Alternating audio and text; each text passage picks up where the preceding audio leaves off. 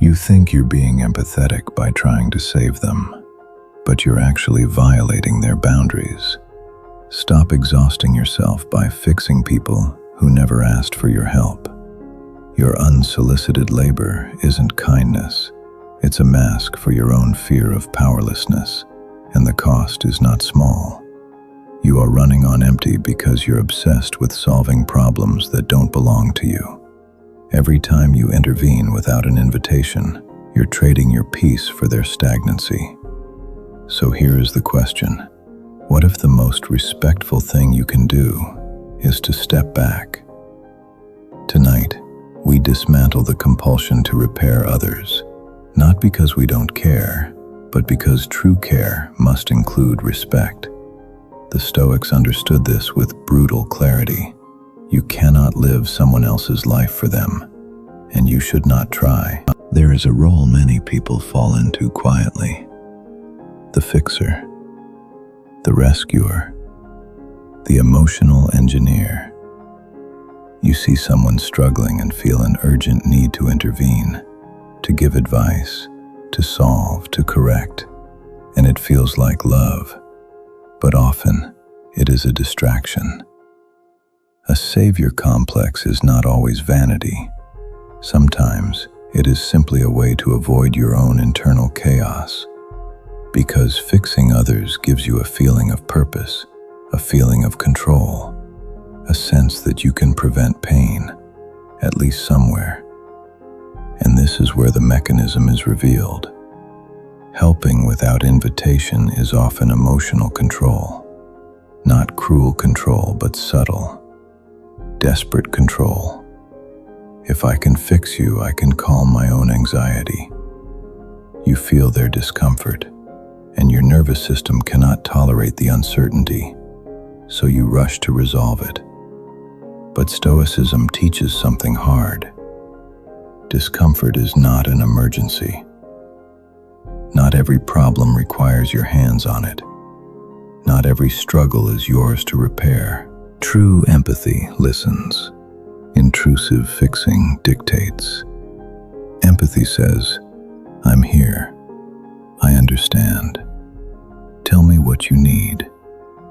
Fixing says, here's what you should do. Let me take over. One respects autonomy. The other replaces it. And when you step into someone's problem without permission, you strip them of something essential: ownership. You may think you are helping them avoid suffering, but you might be stealing the very friction that builds their character. Epictetus taught that our job is to govern our own actions and judgments. The moment you begin managing another adult's life, you are leaving your proper domain. And this is where resentment is born. Because if you do unrequested labor, you will secretly want payment, not money. Gratitude, recognition, appreciation, compliance. And when they don't follow your advice, don't thank you enough, or repeat the pattern again, you feel anger and think, why won't they change? But the deeper truth is, they never asked you to carry them. You volunteered. Unrequested help becomes a contract the other person never signed. That is not empathy. That is a boundary violation, even when it comes from love. Why do we fix people? Sometimes because we care, but often because we cannot tolerate powerlessness. Powerlessness is a terrifying feeling, especially for someone who learned early that love meant solving problems. If you grew up in chaos, you may have become hyper-responsible. You learned that if you stayed alert enough, helpful enough, useful enough, you could prevent pain. So now, when someone you love is struggling, your old conditioning activates. Fix it, control it, prevent it. But this is often projection. You project your fear of failure onto the person you are trying to rescue. If they fall, it will destroy them. Because deep down, you fear it would destroy you. And then something shifts. You stop being a supportive friend or partner and become an accidental micromanager. You monitor their decisions, correct their behavior, attempt to steer their life. This doesn't create growth. It creates dependency and resentment. Seneca warned that we suffer not only from events, but from the false belief that we must control outcomes. And fixing others is often the attempt to control an outcome you cannot guarantee. And you pay for that illusion with your energy. Here is the Stoic perspective most people resist. Struggle is not a flaw in the path. Struggle is often the path. Rock bottom is not romantic, but friction is necessary. A person changes when they feel the full consequence of their choices. If you constantly soften consequences, you delay the moment they must face reality. You think you are saving them, but you might be stealing their lesson. Epictetus taught that the only thing truly ours is how we respond to life. And that is exactly what a person must learn for themselves. If you solve their problems, they never build the internal strength to solve the next ones. The Stoics believed in dignity, and dignity requires autonomy. Staying out of it sometimes is not indifference. It is profound respect. It says, I believe you can face this. I trust your capacity to learn. I will not treat you like a project. That is love without control. So how do you stop fixing?